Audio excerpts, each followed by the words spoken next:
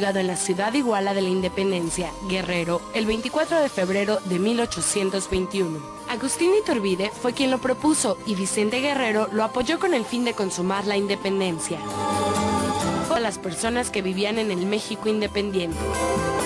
El primer artículo fue hecho para todos, hablaba de la religión católica como única.